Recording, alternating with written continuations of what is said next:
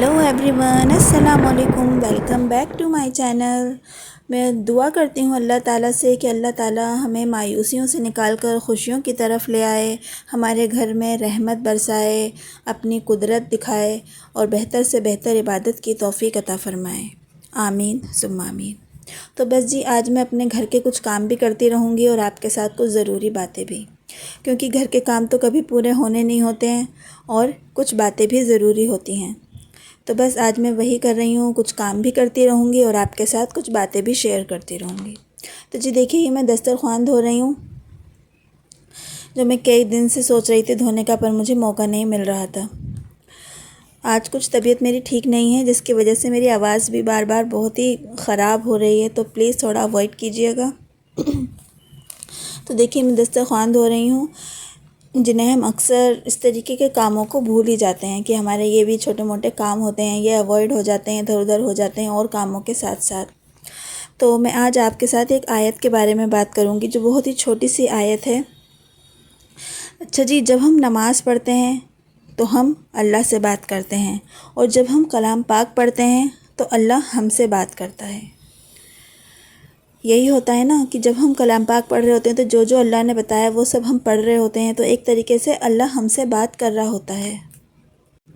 ये सब बातें सब अल्लाह ने हम तक पहुंचाई हैं और लोगों तक पहुंचाने का हमें ज़रिया बनाया है कि हम जो पढ़ें, हमें जो पता हो, हम वो बातें औरों को भी बताएं, औरों तक पहुंचाएं। तो आप लोगों तक पहुंचा सकते हैं, आप भी और लोगों तक पहुंचा सकते हैं, सदका जारियाँ कमा सकते हैं। तो आज मैं आपको सूरह बकरा की आयत 268 के बारे में कुछ बताऊंगी, जिसमें शैतान क्या करता है वो जानते हैं हम। शैतान हमें तुम्हें मुफलिसी से डराता है और बेहयाई का हुक्म देता है, और अल्लाह तुमसे अपनी मग़फ़िरत का वादा करता है। मतलब अल्लाह जो है, अल्लाह का वादा है कि कुछ भी हो वो हमारी मग़फ़िरत करेगा, उसका वादा है कि वो हमें बख्श देगा। वो बहुत ही ज़्यादा रहम दिल है। अल्लाह बड़ा ही रहम करने वाला है और हर बात जानने वाला है। देखिए, आपसे ये बात तो पढ़ ली, हमने ये बात पढ़ तो ली कि शैतान हमें जो है गरीबी से डराएगा, मतलब कि मुफलिसी से डराएगा। मतलब हमारा जो फ्यूचर है, हमें उसी की फ़िक्र लगी रहती है, हमें उसी को ले लेकर वो बार बार डराता रहेगा कि हमारे फ्यूचर में क्या होगा अगर मैंने ज़्यादा काम नहीं करा, ज़्यादा रिस्क नहीं कमाया, ज़्यादा काम नहीं करा तो क्या होगा, मेरा घर कैसे होगा, मेरे बच्चों को ड्रीम लाइफ कैसे मिलेगी, हम लग्ज़री लाइफ कैसे जिएंगे। मतलब कुछ ना कुछ वसवसे वो हमारे दिल दिमाग में इस तरीके से डालता रहता है कि जो है ना, हमें डराता रहता है हमारे फ्यूचर को लेकर कि हमारे बाद हमारे घर वालों का क्या होगा, अगर अभी हमने ये काम नहीं करा, अभी हमने इसका बिल नहीं दिया तो क्या होगा। कुछ ना कुछ वो तो के ऊपर लाकर छोड़ देता है। मतलब हमें इतना डराता है कि हमारा दिमाग जो है ना, इतना इधर उधर भटकने लग जाता है। बस वो ये सोचने लग जाता है कि हम किस तरीके से करके, क्या काम करके अपने सारे ख़र्चों को, अपनी सारी ज़रूरतों को पूरा करें।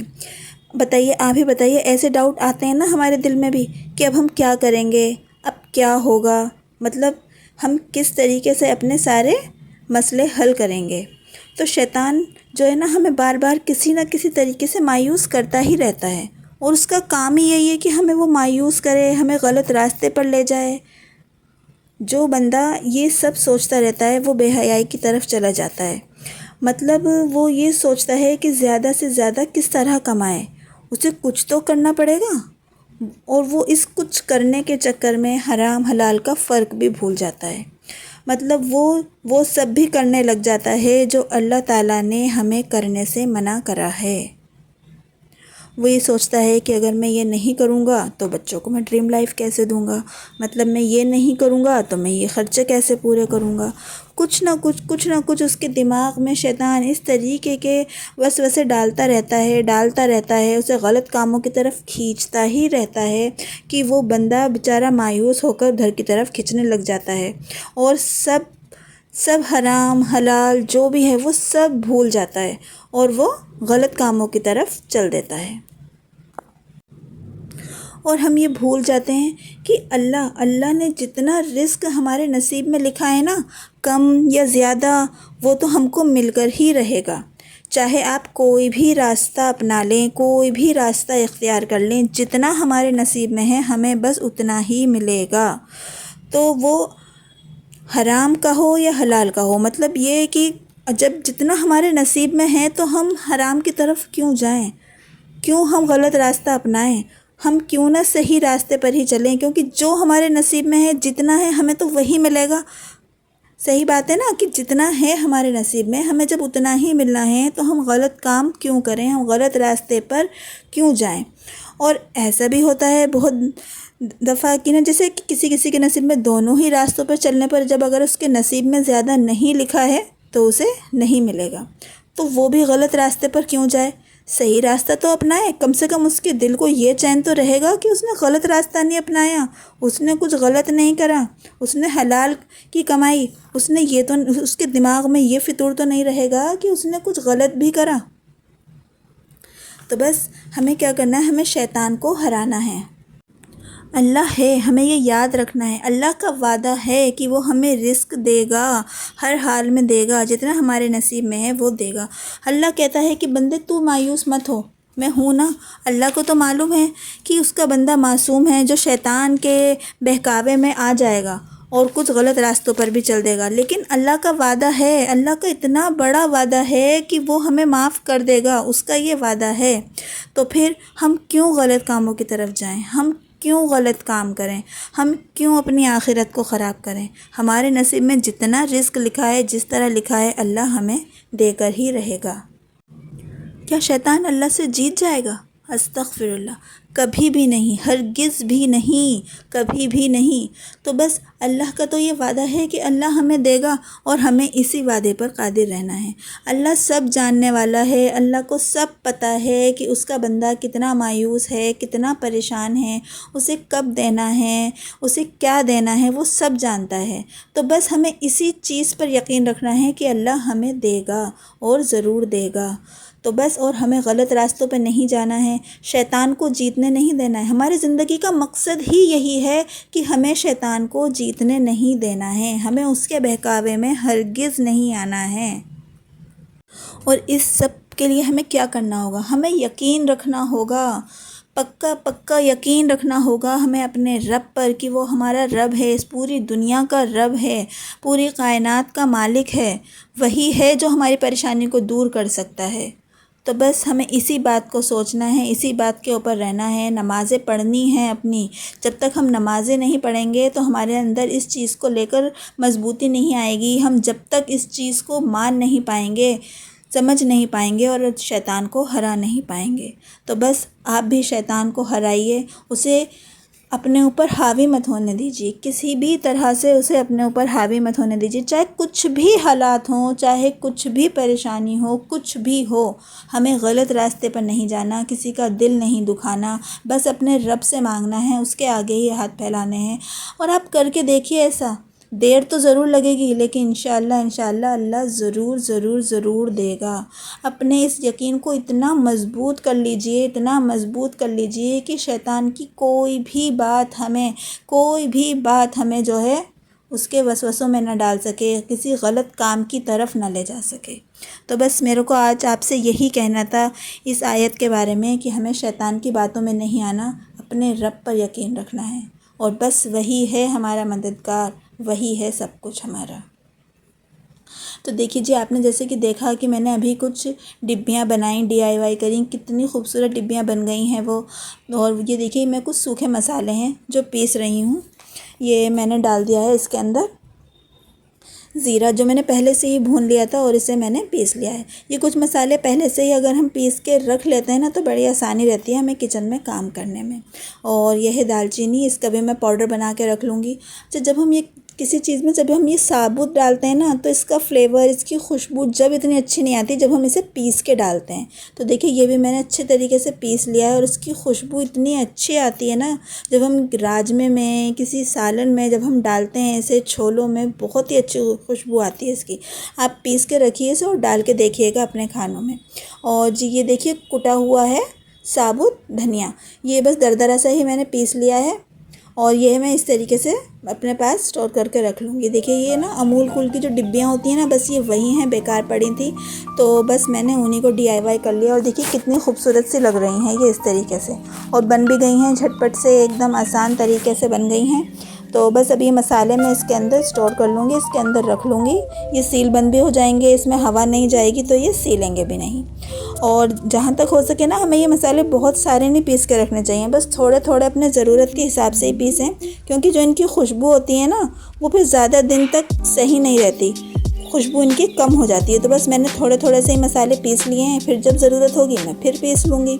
देखिए मैंने इसके अंदर भुना हुआ ज़ीरा रख लिया है और इसके अंदर रख लूँगी मैं दालचीनी का पाउडर। इसकी खुशबू बहुत ही लाजवाब होती है, आप इसे प्लीज़ ज़रूर यूज़ कीजिएगा इस तरीके से पीस के, तो आपको अलग खुद फील होगा कि हाँ साबुत में और इसमें कितना फ़र्क होता है। जब हम किसी चीज़ में से पीस के डालेंगे ना, तो इसकी खुशबू अलग ही आएगी, इसका फ्लेवर अलग ही आएगा। बस अपने कामों को करते रहिए और अपने अल्लाह का ज़िक्र करते रहिए। अपने दिमाग में ये बात बिठा के रखिए कि हमारा एक ही रब है और वही है जो हमारी परेशानी को दूर करेगा, और किसी में भी इतना दम नहीं जो हमारी परेशानी को दूर कर दे। जब तक अल्लाह हुक्म नहीं देगा हमारी परेशानी दूर नहीं होगी। बस हमें अल्लाह से बात करनी है और अल्लाह से ही अपना रिश्ता मजबूत करना है। ये देखिए जी, मेरी बेटी ने ना कितना प्यारा सा इनके ऊपर लिख दिया था, ये डबल साइडेड टेप है जो मसाला है उसके ऊपर लगाने के लिए, ताकि ये मिक्स ना हो जाए। क्योंकि देखिए भुना हुआ ज़ीरा भी ऐसा ही लग रहा है और दालचीनी का पाउडर भी ऐसा ही लग रहा है, गरम मसाला भी ऐसा ही लगता है देखने में। तो बस जी देखिए उसने लिख दिया था, कितना खूबसूरत सा लग रहा है। मैंने इसके ऊपर लगा दिया भुना हुआ ज़ीरा। और देखिए बिल्कुल अब ये डिब्बियाँ जो है ना रेडीमेड लग रही हैं, जैसी बाहर से आती हैं ना बनी हुई। उसने लिखा भी बड़ा ही खूबसूरत सा है। ये देखिए इसके ऊपर लिख दिया है उसने कुटा धनिया। वो लिखती बहुत ही खूबसूरत है, एक एक लफ्ज़ वो बड़े ही खूबसूरती से बनाती है। देखिए बिल्कुल ऐसा लग रहा है जैसे ना इनके ऊपर प्रिंट करवाया हुआ हो हमने ये।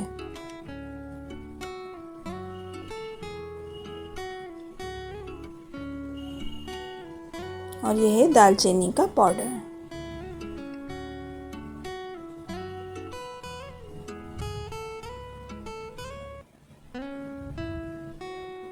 तो जी देखिए हमारी तीनों डिब्बियाँ हो गई आराम से कैसे तैयार, और लग भी रही हैं बड़ी ही खूबसूरत सी। किचन में रखी हुई भी अच्छी लगेंगी ये।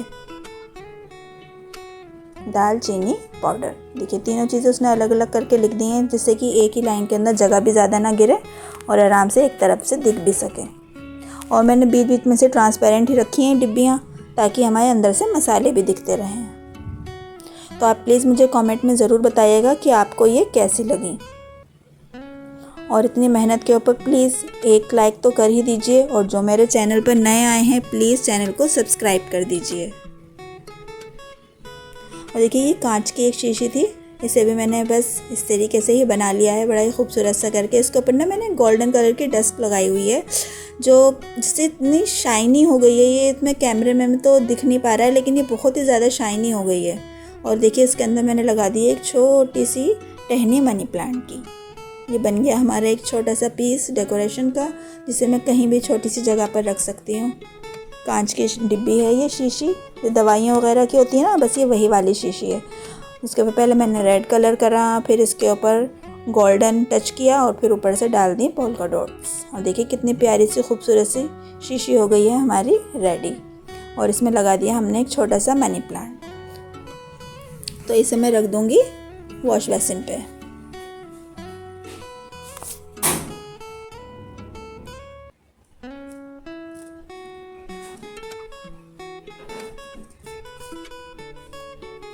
ये देखिए मैंने वॉश बेसिन के साइड पे ऐसे रख दिए, रखी हुई यहाँ पर कितनी खूबसूरत रख रही है। तो बस ये थे छोटे छोटे कामों से, छोटी छोटी सी बातों से हमारे घर के अंदर एक अलग ही रौनक आ जाती है।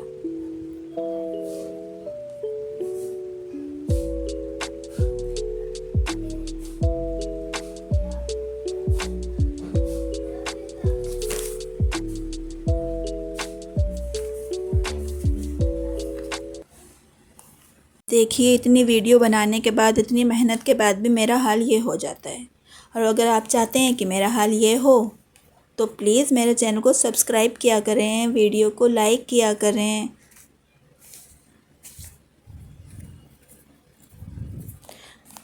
इतनी मेहनत पर, इतनी बातों पर, इतनी जानकारी पर तो प्लीज़ एक सब्सक्राइब तो बनता ही है ना। तो प्लीज़ मेरी वीडियो को, मेरे चैनल को सब्सक्राइब करें। और देखिए ये जोई बैठे हुए हैं, जोई जो हैं ये भी बड़े हैप्पी से रहते हैं। तो इन्हीं के लिए एक सब्सक्राइब और शेयर कर दीजिए वीडियो को।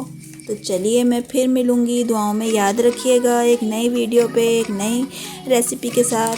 ठीक है, जब तक के लिए अल्लाह हाफिज़।